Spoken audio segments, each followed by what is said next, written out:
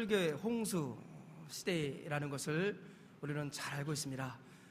휴대폰으로 언제든지 설교를 들을 수 있습니다. 집에서도 누워서 설교를 들으면서 팝콘이나 땅콩을 먹으면서 설교를 들을 수 있을 정도로 아무 때나 우리 설교가 우리의 귀에 들려오기도 하지요. 그리고 어떤 분들은 좀 안 좋지만 자기 교회 목사님, 담임 목사님하고 유명한 방송 설교하시는 목사님과의 설교를 비교하면서 목사님에게 사랑한답시고 조언을 주는 경우도 간혹 있습니다. 옳고 그른 걸 떠나서 이것이 현실입니다. 현실. 그런데 참으로 놀라운 것은 설교는 넘쳐나는데 변화는 넘쳐나지 못한다라는 것이죠. 설교를 들어보면은 정말 휘황찬란한 멋진 말들, 정말 우리의 귀를 솔깃하게 하는 많은 아름다운 소리들, 천사의 말과 같은 정말 기가 막힌 소리들이 우리의 귀에 들려옵니다.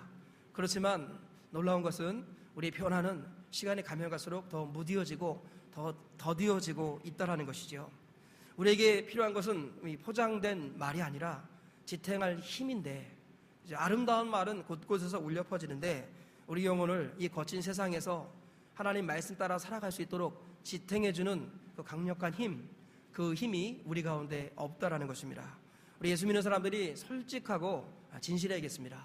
하나님 앞에도 솔직해야겠지만 자기 양심에게도 솔직하고 진실해야 되는데, 우리에게는 정말 넘쳐나는 아름다운 말들은 그저 사람의 방언과 천사의 말 같은 넘쳐나는 아름다운 말들은 우리 주변에 많이 있지만 정말 내 심령을 변화시키고 내 마음에 기쁨을 주는 이런 우리 변화가 우리 가운데는 적다라는 것이죠.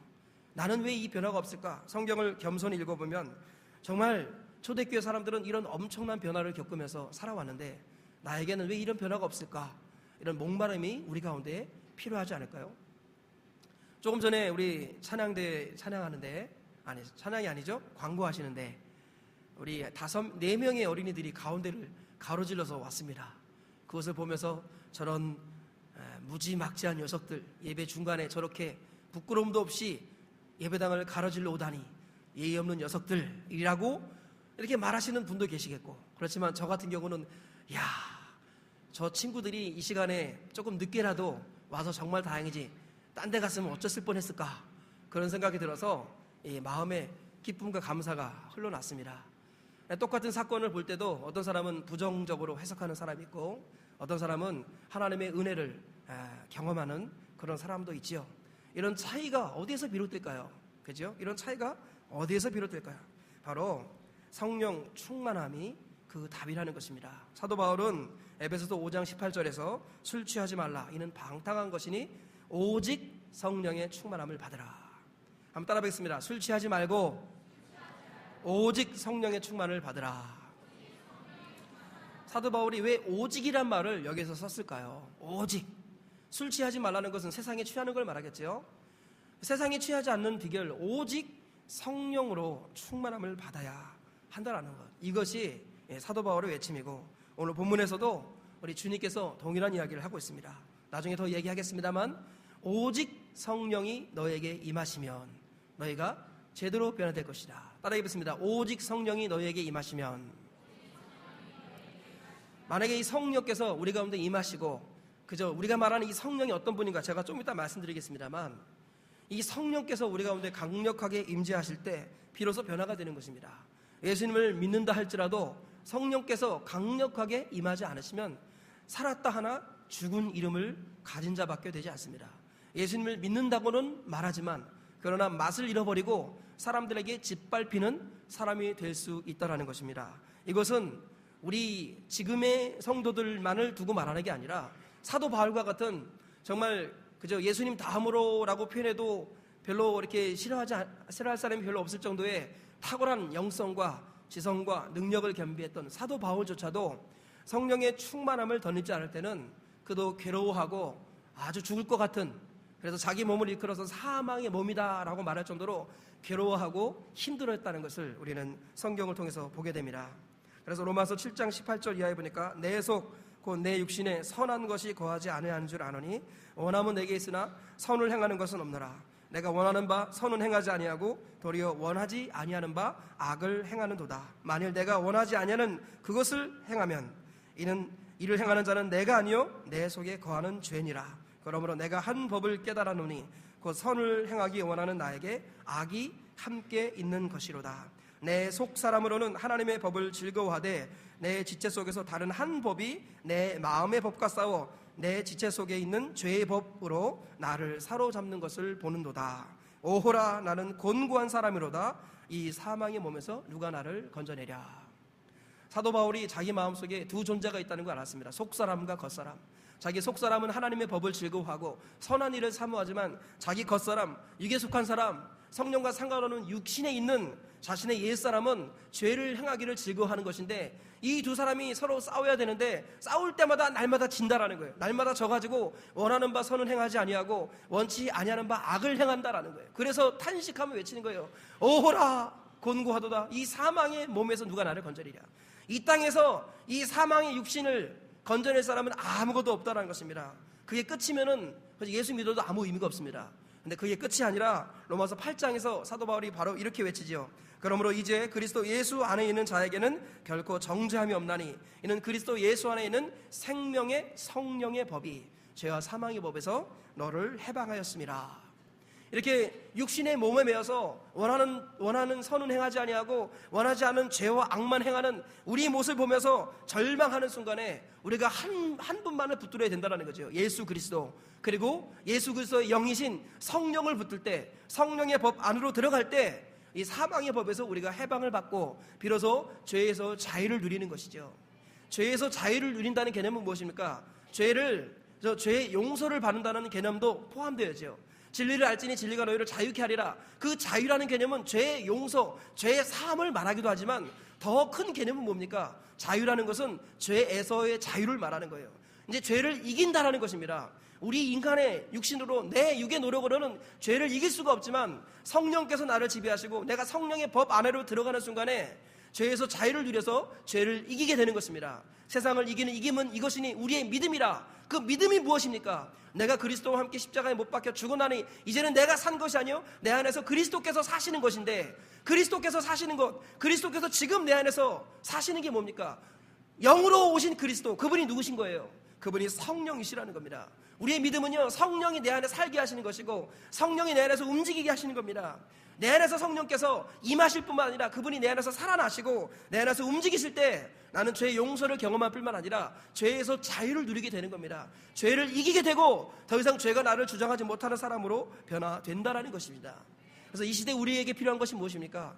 그죠? 이 시대 정말 변화는 원하지만 변화되지 않은 나의 모습을 보면서 절망하고 포기할 것이 아니라 이대로 살다 말지 뭐, 이대로 가다가 뭐 천국만 겨우 들어가면 좋겠고 아니면 어쩔 수 없지, 이런 소극적인 마음으로 살아갈 것이 아니라 우리는요 언제든지 끊임없이 성령의 충만함을 사모해야 된다는 것입니다.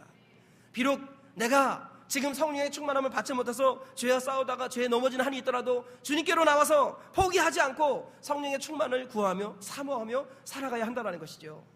2015년도 벌써 2월달이 둘째 주가 되어버렸습니다.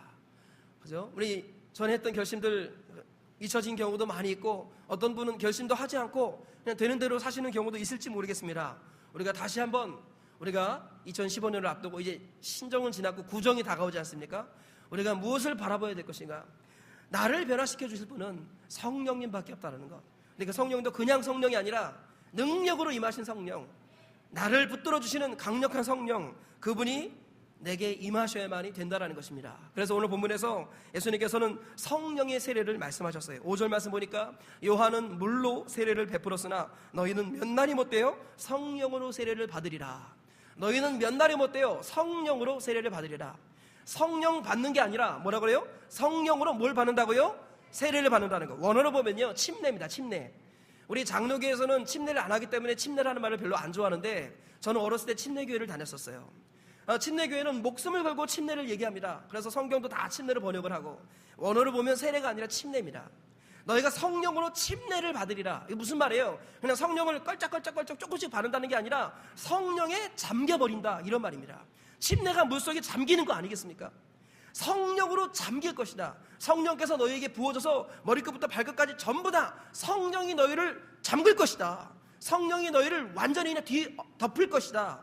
그렇게 말씀하고 계시는 것입니다. 그러면서 우리에게, 오늘을 살아가는 우리 그리스도인들에게 성령의 세례가 무엇인지 우리가 주님께서 말씀하시면서 우리 모두가 성령의 세례를 받으라고 말씀하십니다. 오늘 말씀을 들으시면서 이 말씀 따라서 우리 모두가 성령의 세례를 사모하고 성령의 세례를 다 받으시기를 주님의 이름으로 축원합니다. 그러면 성령의 세례가 무엇입니까? 성령의 세례는 오늘 성경 말씀에 의하면 아버지가 약속하신 것. 따라하겠습니다. 성령의 세례는 아버지가 약속하신 것이다. 예, 오늘 말씀 보니까 아버지, 그죠? 제가 부연 간단하게 몇 가지 설명하겠는데, 성령의 세례를 다른 말로 하면, 따라하겠습니다. 성령 세례는 성령 충만이고, 성령 충만은 성령의 기름 부으심이다. 예, 우리 다 똑같은 말입니다. 그래서 누가복음 3장 16절 보니까 요한이 모든 사람에게 대답하여 가로되 나는 물로 너희에게 세례를 주었거니와 나보다 능력이 많으신 이가 오시나니 나는 그 신들매를 풀지도 감당하지 못하겠노라. 그는 성령과 불로 너희에게 세례를 주실 것이요. 사도행전 1장 5절 오늘 본문에도 보니까 요한은 물로 세례를 베풀었으나 너희는 몇 날이 못되어 성령으로 세례를 받으리라. 성령 세례, 이게 제가 오늘 말씀하는 설교의 제목인데, 성령 세례는 누가복음 4장 18절에 의하면 성령의 기름 부으심이라고 나옵니다. 주의 성령이 내게 임하셨으니 이는 가난한 자에게 복음을 전하게 하시려고 내게 기름을 부으시고, 내게 기름을 부으셨다. 이거 성령의 기름 부으심을 말하는 거예요. 예수님께서는 사역하시기 시작 전에 성령의 충만함, 성령 세례를 받았거든요. 그게 성령의 기름 부으심이다, 이렇게 표현을 했습니다. 사도행전 10장 38절도 보니까 하나님이 나사렛 예수에게 성령과 능력을 기름 붓듯 하셨음에, 이런 말이 나오죠. 성령을 기름 붓듯 부음 받으신 분, 성령에 완전히 잠기신 분, 그분이 예수님이라는 거죠. 이것을 다른 말로 하면 성령 충만이라고 합니다. 사도행전 2장 4절에 보니까 그들이 다 성령의 충만함을 받고 성령이 말하게 하심을 따라 다른 언어들로 말하기 시작했다고 그랬죠. 성령이 충만해지는 것, 이것이 성령의 기름 부으심이에요. 성경에 보면 구석구석에 성령의 기름 부으심, 성령 충만, 성령의 세례가 다 같은 의미라고 말씀하고 있습니다. 저는 이 세 가지 중에서 오늘 본문에 나와 있는 성령의 세례라는 말을 가지고 말씀을 전하고 있는 것입니다. 성령의 세례란 무엇입니까? 오늘 아까 말씀드렸던 대로 아버지께서 약속하신 것이다 라는 것이죠. 4절 말씀을 보시면 사도와 함께 모이사 그들에게 분부하여 이르시되 예루살렘을 떠나지 말고 내게서 들은 바 아버지께서 약속하신 것을 기다리라. 따라해보겠습니다. 아버지께서 약속하신 것. 성령 세례가 무엇입니까? 아버지께서 약속하신 겁니다. 이 아버지는 누굴까요? 예수님의 육의 아버지 요셉일까요?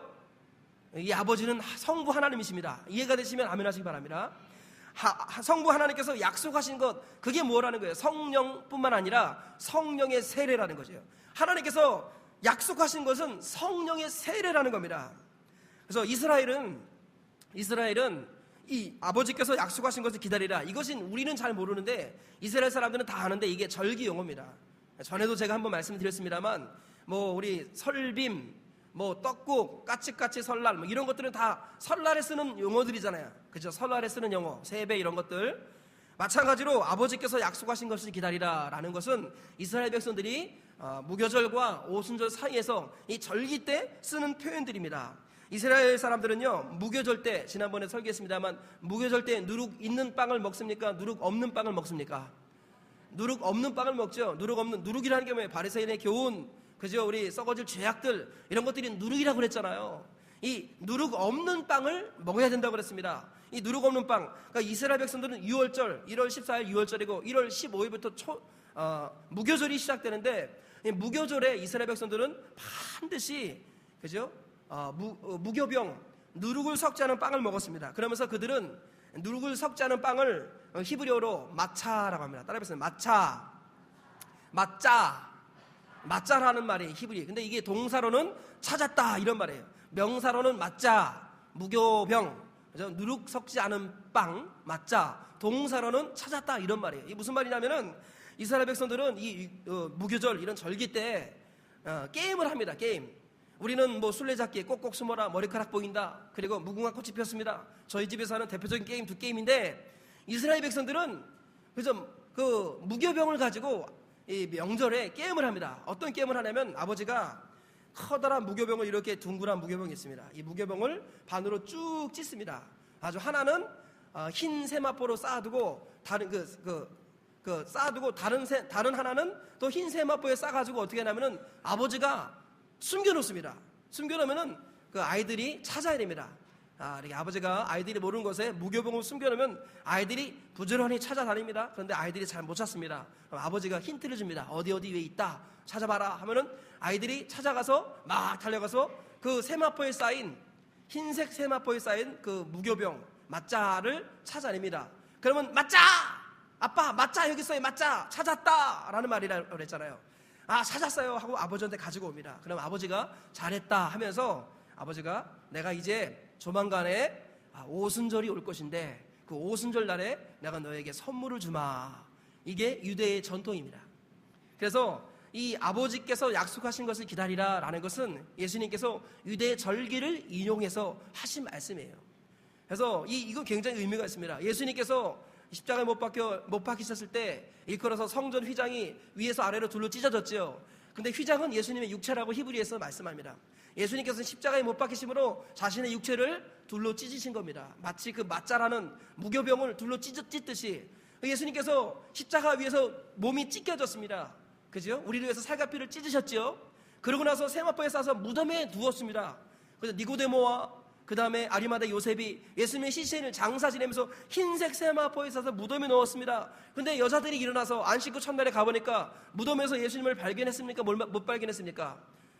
못 발견했잖아요. 그래서 아이들이 아빠가 찾으려고 하는 걸 잘 못 찾았어요. 근데 천사가 도와줬잖아요. 천사가 마찬가지로 이 예수님의 시신을 찾으려고 했는데 못 찾았습니다. 그런데 천사가 도와주고 그 다음에 예수님께서 나타나셔서, 그죠? 부활하신 주님이 여자에게, 제자들에게 나타나셨죠.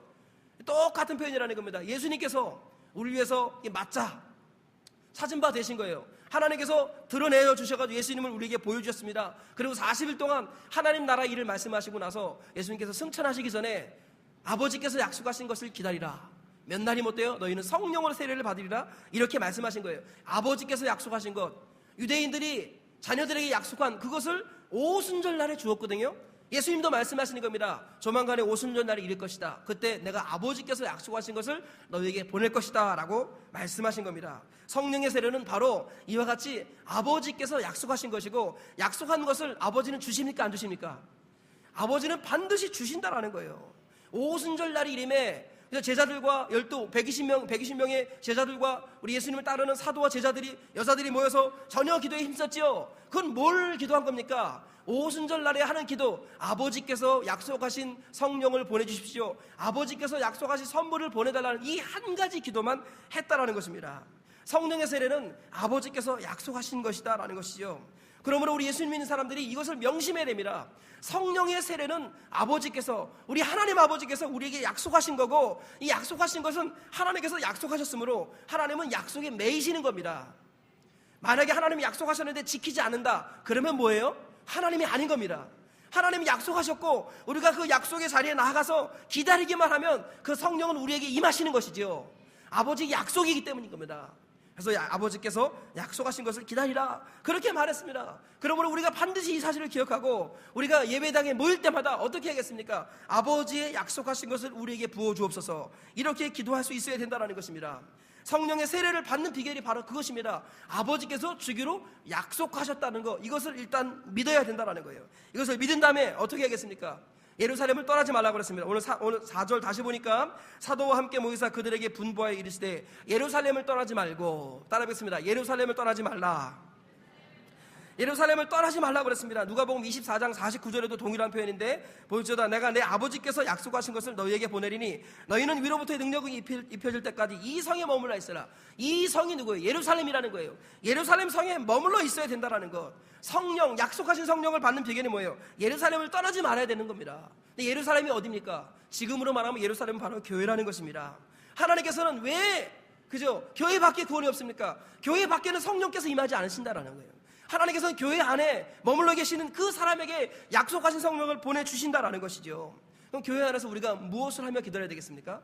영과 진리로 예배를 드리며, 따라하겠습니다. 영과 진리로 예배하는 자를 찾으시느니라. 요한복음 4장 23절 24절에서 아버지는 영이시니 예배하는 자가 영과 진리로 예배할지니라. 하나님께서는 이와 같이 자기를 예배하는 자를 찾으신다고 그랬습니다. 하나님께서 온 땅을 두루 찾아다니시는, 제일 먼저 어디를 찾으십니까? 교회를 찾으시는 거예요. 그럼 교회 안에서 누굴 찾으십니까? 영과 진리로 예배하는 사람, 그리고 그 예배하는 사람들 중에서 누구에게 찾아오십니까? 약속하신 것을 믿고 그 예배 시간에 기도하는 사람. 그죠? 사도행전 1장 14절 보니까 여자들과 예수의 어머니 마리아와 예수의 아우들과 더불어 마음을 같이하여 오로지 기도에 힘쓰더라. 따라해보겠습니다. 오로지 기도에 힘쓰더라. 예루살렘을 떠나지 않고 예배의 자리에서 약속하신 성령을 믿고 영과 진리로 예배를 드리면서 오로지 기도에 힘쓸 때 하나님께서는 그 성령을 우리에게 부어주시겠다고 약속하신 것입니다. 그러므로 반드시 우리가 성령의 충만함을 경험하기 원한다면 예배의 자리에 있어야 된다는 겁니다. 그리고 오로지 기도에 힘써야 된다는 것. 따라해보겠습니다. 오로지 기도에 힘쓸 때, 오로지 기도에 힘쓸 때, 기도 외에는 다른 거에 신경 안 쓴다는 걸 말하는 거예요. 오로지 기도에 힘쓸 때 하나님께서 약속하신 성령을 부어주신다라는 것이죠. 그래서 사도행전 2장 1절에서 4절에 보니까 오순절 날이 이미 이름에 그들이 다 같이 한 곳에 모였더니 호련히 하늘로부터 급하고 강한 바람 같은 소리가 있어 그들이 앉은 온 집에 가득하며 마치 불의 혀같이 갈라지는 것들이 그들에게 보여 각 사람 위에 하나씩 임하여 있더니 그들이 다 성령의 충만함을 받고 성령이 말하게 하심을 따라 다른 언어들로 말하기를 시작하니라. 그들이 다 성령의 충만함을 받았다고 했습니다. 오순절 날이 이럴 때 약속하신 성령을 기다리면서 오순절 날 예루살렘 안에서 예배를 드리면서 오로지 기도에 힘쓸 때 성령께서 충만히 임하셨다라는 거죠. 우리의 진정한 변화는 어디에서부터 시작되는 거예요? 성령께서 충만히 임하실 때 그때부터 우리의 진정한 변화가 시작된다는 것입니다. 그러므로 변화를 원한다면 예루살렘을 떠나지 말고 하나님의 약속을 믿고 오로지 기도에 힘쓰면서 기다리는 것, 이것이 바로 필요하다는 것입니다. 그래서 부르짖는 기도가 중요한 것입니다. 그래서 금요기도에 오라는 이유가 바로 그것입니다. 성령의 충만함을 우리가 경험해야만 끊지 못한 죄가 끊어지고 하지 못하는 일도 하게 되고 내가 알지 못하는 크고 놀라운 비밀한 길을 경험하게 되는 것입니다. 새벽에 기도가 왜 중요합니까? 오로지 기도에 힘쓰는 시간이 새벽 말고 어디 있겠습니까? 하루를 살아가 보세요. 맨날 이 사람 저 사람 만나야 되고 이 일 저 일 해야 되고 바쁘고 분주하지 않습니까? 오로지 기도할 수 있는 시간이 어디입니까? 새벽 기도라는 거예요. 새벽 기도. 이 새벽 기도는 주님께서 말씀하신 골방 기도 같습니다. 골방에 들어가 문을 닫고 은밀한 중에 보시는 내 아버지께 기도하라. 은밀한 중에 보시는 내 아버지께서 갚으시리라. 이제 금요 기도는 뭡니까? 너는 내게 부르짖으라. 내가 내게 응답하겠고 네가 알지 못하는 그거 놀라운 길을 내게 보이리라. 우리 주님께서는 새벽 기도와 이 금요 기도회가 우리에게 골방 기도와 합심 기도라는 성령의 충만함을 경험하고 하나님의 신비를 경험하는 수단이라고 말씀하고 계시는 것이죠. 예루살렘을 떠나지 마십시오. 어떤 일이 떠나도 교회를 떠나지 말고 교회 안에 머물면서 예배를 드리면서 약속하신 성령을 사모하는 마음으로 기다리면서 오로지 기도에 힘쓸 때 하나님께서 성령을 저와 우리 모두에게 부어주십니다. 성령께서 충만히 임하시면 그 성령께서 우리를 가만히 내버려 두지 않으시는 거예요. 그 성령께서 우리를 바꾸어 가시고 우리를 변화시켜 가신다라는 것입니다. 그럼 구체적으로 성령께서 임하시면 어떤 변화가 일어납니까? 한번 따라하겠습니다. 성령의 세례를 받으면 근본적인 변화가 일어난다. 성령의 세례를 받으면 근본적인 변화가 일어나는 거예요. 성령의 세례가 위로부터의 권능이라고 예수님 말씀하셨습니다. 8절 말씀 보세요. 오직 성령이 너희에게 임하시면 너희가 권능을 받고, 이런 말이 있습니다. 권능을 받고. 누가복음 24장 49절도 보니까 볼지어다 내가 내 아버지께서 약속하신 것을 너희에게 보내리니 너희는 위로부터 능력으로 입혀질 때까지. 이성이 머물라. 위로부터 능력이 입혀진다. 이것을 뭐라고 그래요? 위로부터의 능력. 사람에게서 주는 능력이 아니라 위에서부터 주는 능력. 이걸 두 글자로 뭐라고 한다는 거예요? 위에서 주어지는 능력. 이것을 권능이라고 하는 것입니다. 뭐라고요? 권능. 땅에서 오는 사람의 능력을 권능이라고 하지 않습니다. 권능이라는 권세와 능력을 말하는데 위에서부터 오는 능력, 위로부터의 능력, 이게 권능이라는 것입니다. 성령이 너희에게 임하시면 권능이 너희에게 임한다라는 거예요. 권능, 권세와 능력, 위로부터의 능력이 임한다라는 거예요. 그러면서 어떻게 돼요? 나에게 변화가 일어납니다. 나에게도요 저항하는 힘이 있어가지고 사도 바울의 고백처럼 내 속 곧 내 안에 선하는 것이 거하지 아니하노니 원하는 바 선을 행하지 아니하고 원치 않은 바 악을 행하는도다. 오호라 곤고하도다. 이 사망의 몸에서 누가 나를 건져내랴. 우리 몸은요 죽음으로 이끌어가는 힘이 있습니다. 내 몸은 사망의 힘을 갖고 있다는 거예요. 내 몸의 힘을 거스를 수 있는 능력이 나에겐 없는 거예요. 이 땅에서는 내 몸의 능력을 대항할 힘을 갖고 있는 사람이 아무도 없습니다. 오히려 내 몸이 멸망으로 가는데 주변의 사람들을 다 도와줍니다. 내 시기심을 자극하고 이기심을 자극하고 열등감을 자극하고 그저 우울증을 자극하고 주변의 것들은 전부 다 나를 죽이는 힘으로 그죠? 상승 효과, 역상승 효과죠. 나를 죽인 힘으로 끌고 가는 게 이 땅이라는 것이죠. 그래서 우리에게 필요한 것은 이 땅의 권능이 아니라 위로부터의 권능이라는 거예요. 위로부터의 권능. 그래서 성령께서 우리 가운데 임하시면 위에서부터 권능이 오는 거예요. 세상에 속하지 아니한 하나님께로 속한 그 권능이 우리에게 찾아오는 것입니다. 그래서 어떻게 변화됩니까? 제일 먼저 근본적인 변화가 뭐예요? 예수님을 닮아간다는 거예요. 누굴 닮아간다는 거예요? 예수님을 닮아간다는 거예요. 그래서 말을 해도요, 담대하면서 부드럽습니다. 따라해보겠습니다. 예수님을 닮으면 담대하고 부드럽다. 수고하고 무거운 짐진 자들아 다 내게로 오라. 내가 너희를 쉬게 하리라. 나는 마음이 온유하고 겸손하다. 우리 예수님께서는 담대하게 모든 사람들에게 외치시되 나는 온유하고 겸손하다라고 말씀하십니다. 우리 예수님은 담대하시면서 온유하고 겸손하셨어요. 예수님을 충만히 경험하고 성령의 충만함을 경험한 사람들은 담대한데 부드러워요. 이게 세상이 감당할 수 없는 겁니다. 세상은요, 뭔가 좀 갖추고 있으면 담대합니다. 담대한데 무례합니다. 그게 세상입니다. 어떤 사람은요, 좀 가지고 있는 게 모자라고 부족해서 아주 조용합니다. 조용한데 열등감에 빠지는 거예요. 그게 세상의 원리라는 겁니다. 세상은 담대함과 부드러움이 같이 가지 않습니다. 만약에 담대한데 무례하다, 그 사람은 세상의 영을 받은 겁니다. 어떤 사람은 예의가 바른데 담대하지 않고 예의 바른데 무기력하다, 그건 성령의 충만함을 받은 게 아닙니다. 이 세상의 영을 받은 거예요. 세상의 영은 담대하면 무례하고 또는 예의 바르면 무기력해지는 것, 이게 세상의 영인데 성령께서는 담대하면서도 부드럽게 우리를 변화시키는 것입니다. 그래서 강한 사람 앞에서 더 강하게 만들고 약한 사람 앞에서는 더 약해지는 것, 이게 성령의 역사라는 것입니다. 그래서 성령께서 임하시면 강한 사람 앞에서 오히려 묘한 오기가 생기고 거룩한 자존심이 생기는 겁니다. 그래서 가난한 사람이 부자들에게 전도하고 학생이 교수에게 전도하고 이런 일들은 성령께서 임하시지 않으면 어려운 겁니다. 그죠? 자기 분야의 자기 스승, 나는 학생인데 꿈이 교수예요, 교수. 근데 그 교수가 예수님 안 믿어요. 근데 그 교수에게 잘못 보이면 앞길에 막힐 수가 있습니다. 그런데 성령께서 충만히 임하시면 자기의 스승되는 그 분에게 예수님을 전할 수 있다라니까요. 그저 이게 성령께서 역사하시는 비결이라는 것입니다. 성령께서 임하시면 담대함과 부드러움에 기가 막힌 균형을 이루는 겁니다. 바나바 같은 사람, 사도행전 11장 24절 보니까 바나바는 착한 사람이요 성령과 믿음이 충만한 사람이라 이에 큰 무리가 주께 더해지더라. 바나바는요 부자였습니다. 그리고 교회 지도자였습니다. 그런데 그는 부드러웠습니다. 착했습니다. 많은 사람들이 그를 따랐다는 거죠. 성령의 충만함을 받지 않으면 담대함이 무례함으로 바뀌고 무례함은 또 비참함으로 바뀌는 것입니다. 우리가 잘 아는 이야기가 있죠. 레오나르도 다빈치가 초유의 만찬을 그릴 때 그 모델이 필요했습니다. 그래서 12명의 제자를 그저 찾기 위해서 제자의 모델을 쫙 구했습니다. 예수님께서 그 모델을 구할 때 하여간 제일 먼저 예수님의 모델을 찾았습니다. 예수님을 그리려고. 근데 여기 온 땅을 두루 다니다 보니까 예수님의 모델을 할 만한 아름다운 소년 하나가 성가대석에 앉아있더라는 거예요. 그래서 그 모델에게, 그 성가대에 있는 아이에게 그래서 돈을 주고 나서 모델이 되어달라. 아주 예수님 그림을 그렸습니다. 그리고 제자들을 그리고 나 맨 마지막에 가룟 유다를 그려야 되는데 가룟 유다 얼굴이 조금 좀 그래도 밉게 생기고 좀 난폭해 보이고 그런 사람으로 모델을 찾아 헤매는데 없는 거예요. 한참을 헤맸습니다. 그러다가 어떤 술 주정꾼을 만났어요. 그래가지고 그 술 주정꾼을 만나서 내가 돈을 줄 테니까 내가 화가인데 모델이 되어주시오. 줬어. 모델이 되었습니다. 한참 그리는데 이 술 주정뱅이가 하는 말이 한 10몇 년 전에 내가 성가대에 있을 때 어떤 사람이 그때 내 얼굴을 그려달라고 부탁했었는데 혹시 그 사람 당신 아닙니까? 레오나르도 다빈치가 깜짝 놀랐어요. 가만히 보니까 10년 전에 예수님 모델이었는데 지금 가룟 유다의 모델이 된 거예요. 10년 전에는 성령에 충만해가지고 찬양대에서 아름답게 찬양했는데 10년 지나고 나니까 성령이 떠나버린 거예요. 어떤 죄가 그를 지배했는지 모르겠지만 성령이 떠나시고 나니까 그는 가룟 유다의 모델이 되어버리고 말았다라는 거죠. 성령께서 있고 없고의 차이가 바로 이 차이라는 것입니다. 성령께서 충만히 임하시면 내 얼굴이 예수님의 얼굴로 변화되는 겁니다. 잘생기고 못생기고는 중요한 게 아닙니다. 성령께서 충만히 임하시면 매력 있는 사람이 되는 거예요. 마력을 발동하는 매력 있는 사람이 되고 많은 사람들이 따르는 사람이 되는 것입니다. 이해가 되시면 아멘 하시기 바랍니다.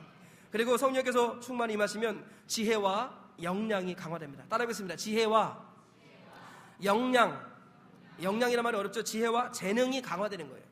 성령께서 충만히 임하시면 일단은 성령은 지혜와 계시의 성령이라고 에베소서에 말씀합니다. 성령은 지혜의 영이십니다. 성령께서 충만히 임하시면 다니엘처럼 요셉처럼 사람이 똑똑해지는 거예요. 학벌은 별로 상관이 없습니다. 많이 배우고 적게 배운 건 중요한 게 아니라 성령께서 임하시면 일단 지혜가 열리는 거예요. 지혜가 올바른 판단을 내리고 그리고 절제할 수 있고 함부로 말하지 않는 거예요. 지혜가 임하게 됩니다. 그러면서 역량이 강화돼. 역량, 재능이 강화되는 것입니다. 베드로는요 말을 조금 잘했던 것 같습니다. 그런데 베드로는 말 잘하는 걸 가지고 왔다 갔다 했어요. 주는 그리스도시요 살아계신 하나님의 아들입니다. 멋진 말도 했지만 그죠? 내가 예수가 누군지 모르겠다 하면서 부인까지도 하고 하여간 이상한 말 저상한 말 많이 했던 사람이 베드로였는데 베드로가 성령의 충만함을 받고 성령의 이끌림을 따라 설교했을 때 3,000명이 한꺼번에 회심하고 5,000명이 한꺼번에 돌아오는 기적 역사가 일어났다는 거예요. 성령께서 임하시면 자신의 재능이 강화되는 겁니다. 강화되는 거예요. 다윗이 성령께서 충만히 임하시자 가는 곳마다 일을 지혜롭게 처리하고 다윗이 본래 그저 소년이었어요. 목동이었습니다. 성령께서 충만히 임하셨더니 다윗이 혼자 블레셋 군대 200명을 해치우는 이런 능력의 사람으로 변화되더라라는 것이죠.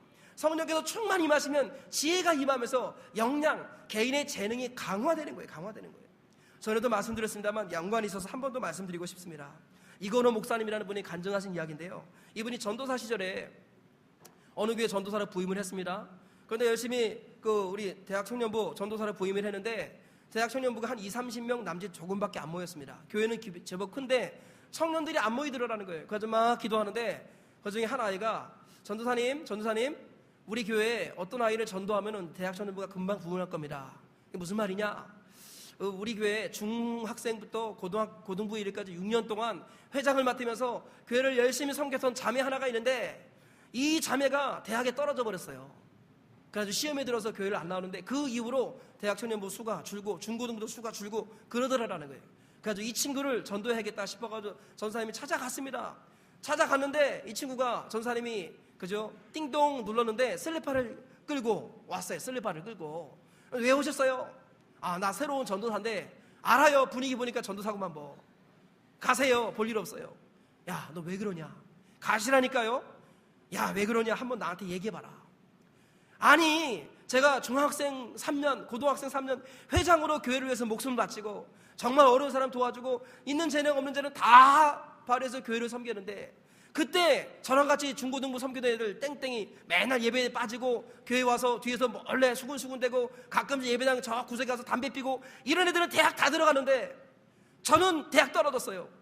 누가 독일 유학 보내준다고 그래가지고 그죠? 어떤 박사님의 독일에 있는 박사가 도와준다고 해가지고 우리 학교로 독일에 있는 학교를 들어오라고 초청장을 독일에서 보냈다는데 그게 공중에서 없어져 버렸어요.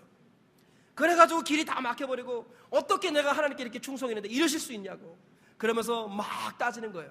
이 전도사님이 가만히 보니까 그 말이 맞아요. 그래서 이 전사님이 뭐라고 그랬냐면 야, 솔직히 말해서 야, 내가 거기서 대답해 줄 말이 없다. 네 말이 다 맞다. 내가 하나님이라면 너를 1차로 대학에 합격시켜줄 것 같다. 네가 왜 떨어졌는지 나도 솔직히 좀 아쉽다. 근데 이거 한 가지만 알아라. 예수님께서 십자가에 못 박혀 죽으셨어. 그 십자가에 못 박히는 고통은 반드시 모든 사람들은 인생에서 한 번은 겪어야 된다. No cross, no crown. 들어봤지? 고난이 없으면 영광이 없는 거야. 아마도 너는 처음부터 이런 큰 고난을 받은 것은 하나님이 너를 크게 쓰시려는 계획일 거야.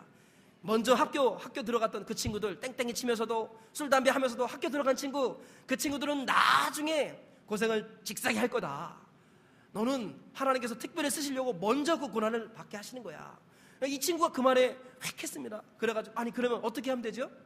내일 교회 나와라. 그래가지고 교회 나와서 예배당 맨 뒤에 앉아가지고 네가 힘들어할 때 지금 제일 힘든데 대학교 들어가서 미팅하고 막 즐겁게 미팅하고 뭐 대학 캠퍼스 얘기하는 그 친구들을 다 살펴보면서 고통을 다 속으로 삼켜라. 그 모든 고통을 우리 주님께 다 아뢰라. 주님께 다 맡기고 하나님 제가 이렇게 괴롭습니다. 숨지 말고 그 괴로움을 하나님께 다 아뢰고 고백해라. 그리고 애들 다 가거든 맨 마지막에 남아서 그리고 가라. 전사님이 그렇게 노골적으로 얘기했습니다. 그랬더니 이 아이가 그 말을 듣고 정말 예배당에 왔습니다. 다시 옷을 잘 차려입고 예배당 맨 뒤편에 와가지고 그 앞에 있는 아이들을 다 살펴보는 거예요. 쟤도 땡땡이 쟤도 딴짓하던 애 다 와가지고 학교에서 뭐 미팅한 이야기하면서 그저 교회에서 학교 자랑하고 이럴 때 그 쓴 웃음을 지면서 거기서 뒤에서 마지막까지 눈물로 기도하고 돌아갔습니다. 그때부터 이 전도사님이 그 아이만 눈에 들어오는 겁니다. 그래가지고 예배당 다 마치고 일가 마치고 전도사님이 예배당 2층에 올라가서 그 아이를 위해서 하나님 앞에 기도합니다. 하나님, 이 아이가 뭣도 모르고 제 말 듣고 교회 나왔는데 이 아이에게 복을 내려주십시오 하고 하나님께 간절히 기도하는데 하나님께서 이 전도사님에게 음성을 들려주셨어요. 그 음성이 성령의 음성인 겁니다. 성령은 지금도 우리에게 음성을 들려주시는 줄 믿습니다. 내가 너에게 말한 것을 성령께서 생각나게 하시리라. 따라하겠습니다. 성령의 음성은 생각으로 들린다. 여러분, 성령의 음성은 뭘로 들린다고요? 생각으로 들리는 거예요. 생각. 근데 그 생각은 분명히 구별되는 생각이에요. 이 전도사님에게도 생각으로 성령의 음성이 들리는 거예요. 그 아이를 프랑스로 보내라. 프랑스로. 그래가지고 이 깜짝 놀래가지고 아이 엄마에게 전화했습니다. 프랑스에 아는 사람 있습니까? 없대요. 야, 너 프랑스에 연관 있냐? 없다는 거예요. 그런데 왜 성령께서 프랑스로 보내라 하셨을까? 그러나 성령의 분명한 음성을 믿고 이 전도사님이 이 어머니에게 선포를 했습니다. 그 어머니가 교회 권사님인데 이 아이는 프랑스로 갈 때 길이 열릴 것입니다. 성령께서 말씀하셨습니다. 그래가지고 어머니에게 준비시키십시오. 제가 학원 알아보겠습니다 해가지고 이 전도사님이 수소문해가지고 이 종로에는 유명한 프랑스 어학원을 알아냈어요. 그 어학원이 우리나라에서 뭐 몇 개밖에 없는데 그 어학원에서 6개월 동안 프랑스 다녀오는데 500만 원인가 600만 원이 든대. 6개월 동안 500만 원인가 600만 원이 드는데 어머니 어떻게 하실 겁니까? 제 말을 듣고 보내시겠습니까? 권사님. 그랬더니 권사님이 뭐 이 아이가 6개월 동안 집에서 텔레비전밖에 안 보고 폐인처럼 지내니까 기분 전환이라도 할 겸 보내주겠다고. 근데 이 아버지가 하는 일이 뭐냐면은 공사장에서 일하시는 분이었어요. 우리가 속된 말로 막노동하죠. 그리고 공사장에서 일하시는 분인데 일하다가 허리를 다쳐가지고 지금 몇 달째 누워 계시는 거예요. 어머니는 뭐 어떤 재능이 없어가지고 집안일 하시는 분인 거예요. 근데 이분이 어떻게 수소문해가지고 근처 사람들에게 빌려가지고 돈을 600만 원이요. 600만 원이라고 하겠습니다. 600만 원을 빌려다 놨어요. 그리고 이 전사님에게 주면서 전사님이 도와주십시오 하고 600만 원을 가져온 거예요. 그래가지고 전사님이 학원 다 수소문에 수속 다 밟고 프랑스 비자 어떻게 내고 해가지고 600만 원을 보내가지고 이 아이를 프랑스에 6개월 동안 보냈습니다. 근데 6개월 후에 이 아이가 돌아와야 되는데 돌아오지 않았어요. 왜 그런가 하고 살펴보니까 알아보니까 이 아이가 프랑스에 갔더니요 다 사람들이 키가 크고 전부 다 멋있고 자기는 키도 작고 얼굴도 생기나 말고 그죠? 막 롤러 같은 걸로 꽉 밀어다 놓은 그런 얼굴처럼 생겼다는 거예요. 외모도 별 볼 일 없고 그래가지고 프랑스에서 버틸 만한 자신감이 하나도 없더라는 거죠. 그래가지고 어학연수 끝나고 나면 집으로 돌아와서 집에서 교회에서 내내 기도만 했다는 거예요. 하나님 저는 할 게 없습니다. 도와주십시오. 성령께서 역사해달라고 성령 충만함을 위해서 6개월 동안 기도만 했답니다. 6개월 동안 성령 충만함을 얻고. 그런데 몇 개월이 지나고 나는데 갑자기 노래를 부르고 싶더라는 거예요. 그래서 노래를 부르는데 주변 사람들이 노래를 잘 부른대요. 그래가지고 그 전까지는 노래를 한 번도 해본 적이 없는 거예요. 그런데 갑자기 노래를 부르고 싶어가지고 노래를 열심히 부르는데 사람들이 노래를 잘 부른다는 거예요. 그래가지고 그저 교회에서 노래를 불렀는데 여기저기에서 그저 특송 좀 해달라고 요청이 오기 시작하고 뭐 레슨도 받지 않았는데 그 요청이 들어와서 특송을 해주는데 아는 사람들이 내가 좀만 도와주면 잘할 것 같다고 전공하신 분들이 막 도와주기 시작하는 거예요. 그러면서 목소리가 개발되기 시작하는데 그 우리나라에 치르면 서울대 음대, 프랑스 파리에는 음대 시험도 안 치고 그냥 들어가 버렸어요. 이럴 땐 아멘 해야 됩니다. 아멘. 음대에 들어간 거예요. 그래가지고 그 프랑스에는 음대에 들어가가지고 거기서 실력을 잘 닦아가지고 고등학교 3년 내내 음악을 하나도 안 했던 사람이 갑자기 성령께 기도했더니 그 음악의 재능을 터뜨려 주신 겁니다. 아주 프랑스 음대, 프랑스 대학 파리 대학 음대에 들어가가지고 거기서 실력을 인정받았습니다. 그래가지고 유럽을 돌아다니면서 콘서트 같은 거 하고 음악 연주회를 하고 그러면서 지금은 조수미보다 한 단계 아래에서 지금도 전 세계 특별히 유럽 쪽에서 항상 초청을 받으면서 그죠? 연주회를 한다는 거예요. 게다가 멋진 장로님의 아들인데 이 사람 직업이 이제 그 인테리어 하는 사람이에요. 인테리어 하는 장로님 아들을 또 만난 겁니다. 그래가지고 거기서 안 돌아오고 거기서 계속 머물러 있게 되었다라는 거예요. 그러면서 가끔씩 이건우 목사님한테 찾아와가지고 1년에 한두 번 찾아오고 연락을 하면서 그때 전도사님이 기도해 주셔가지고 이렇게 되었습니다. 근데 전도사님을 통해서 배운 것은 성령의 음성을 듣는 것이었다. 성령의 충만함을 위해서 기도했더니 성령께서 자기를 이쪽으로 길을 인도해 주셨다는 것이죠. 그러면서 성령의 충만함이 없었으면 나는 죽었을 것이다. 이렇게 고백을 하는 그 간증을 제가 들은 적이 있다는 것입니다. 한번 따라하겠습니다. 성령 충만함을 받으면 재능이 드러나고 능력이 강화된다.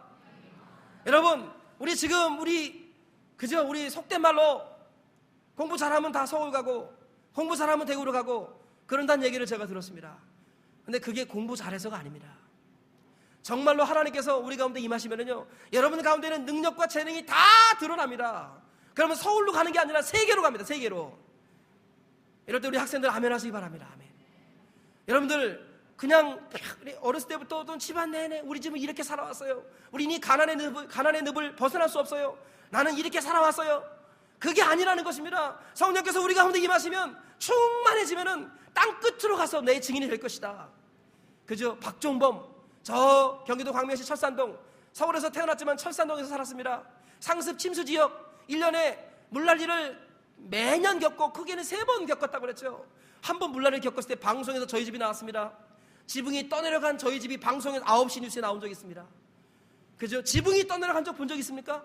그런 물난리 사는 동네에서 시골에서 구석에 살았던 박종범, 하나님께서 은혜를 주셔서 성령을 부어주셨습니다.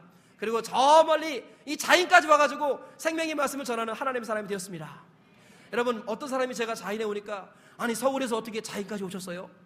제가 면사무소에 가가지고 무슨 서류 준비한다고 가는데 그때 좀 옷을 제가 약간 좀 허술하게 입고 다니잖아요. 평상시에 옷에 별로 관심이 없어가지고 허술하게 뭐 마이 하나 걸치고 면사무소 갔더니 면사무소 직원이 제 이력을 딱 보는데 서울에서 뭐 하다 왔대요. 제 이력을 딱 보더니 그분이 불쌍한 눈빛으로 서울에서 사업하시다 망하셨군요. 이를 도피하셨군요.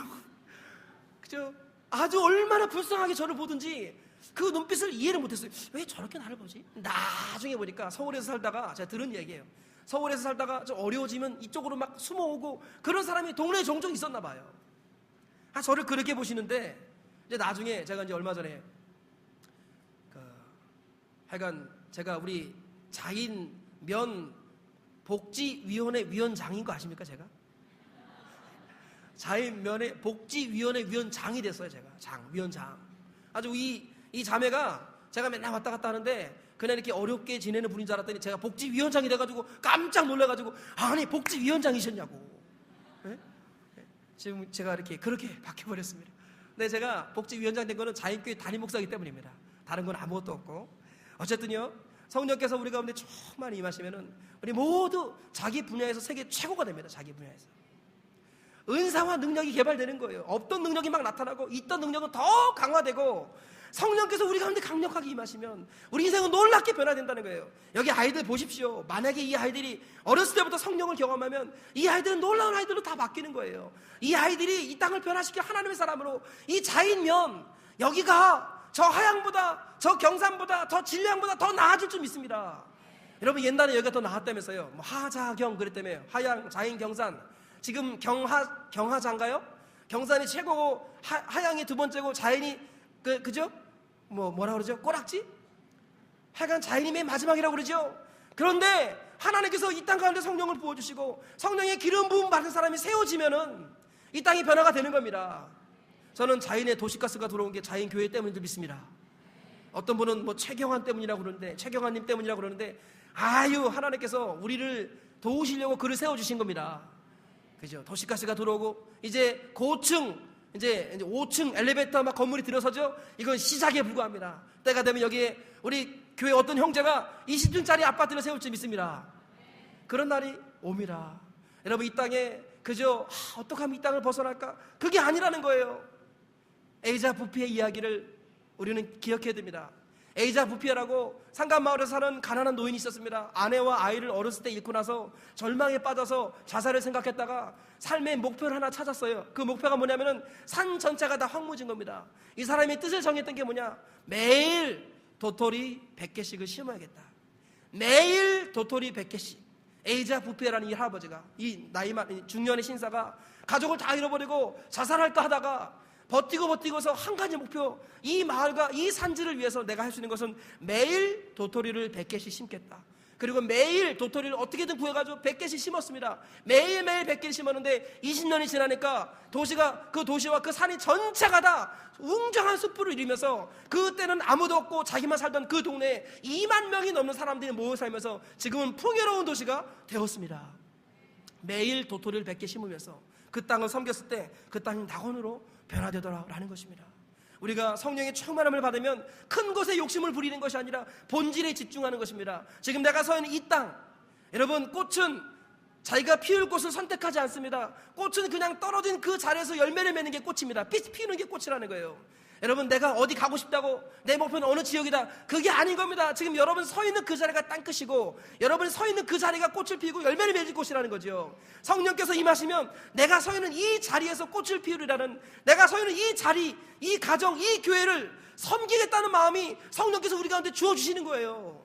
여기에서 능력을 행하는 겁니다. 여기에서.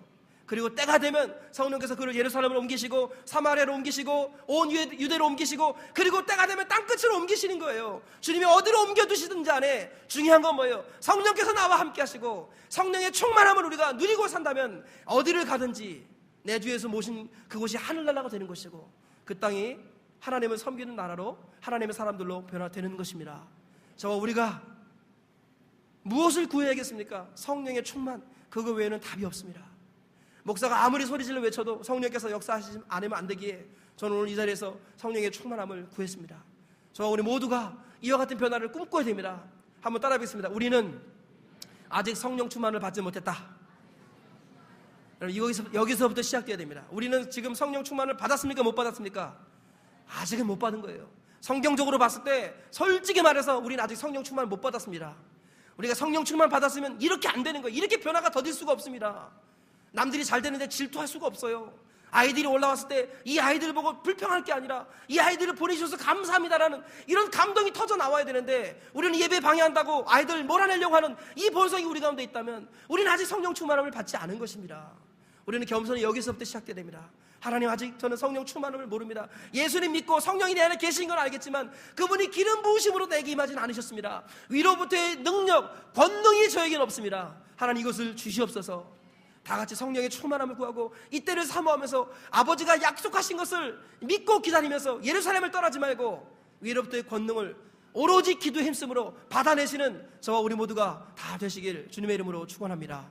우리 다 같이 이 시간에 한번 기도하겠습니다. 이 시간에 한 가지 기도하겠습니다. 성령의 충만함을 부어달라고 우리 다 같이 고개를 숙이시고 한번 큰 소리로 이 시간에 우리 기도하겠습니다. 우리 주님, 성령의 충만함을 저는 아직 받지 못했습니다. 성경에 나와 있는 그 위대한 성령 충만함의 역사를 저도 경험할 수 있도록 은혜를 부어 주시옵소서. 우리 다 같이 한번 기도하시겠습니다.